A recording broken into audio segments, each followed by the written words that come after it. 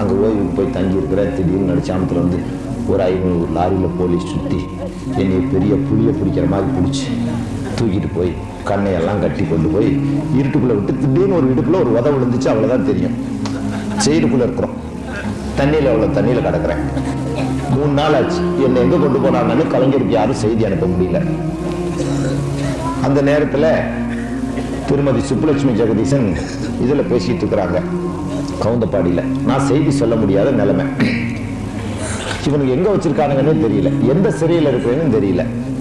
கொஞ்ச நேரத்தில் இவ்வளோ குறவழி தண்ணியில் நிப்பாட்டிட்டான். அப்போ தான் எனக்கு இந்த ஸ்பைனல் கார்டில் ஜாம் ஆனது. அதுக்கு முன்னாடியெல்லாம் நல்லா ஹெல்த்தியராக இருந்தேன். அப்புறம் ஒரு நல்ல தண்ணீர் காலையில் வரைக்கும் தண்ணியில் நிப்பாட்டுவானுங்க. ஒரு மணி நேரம் வெயிலில் நிப்பாட்டுவானுங்க. மறுபடியும் தூக்கி சிறையில் போட்டுவானுங்க. இப்படியே போயிட்டு இருந்துச்சு. திடீர்னு ஒரு நாள் ஒரு பட்டாலியன் போலீஸ் வந்தானுங்க. மடன்னு உடைச்சானுங்க.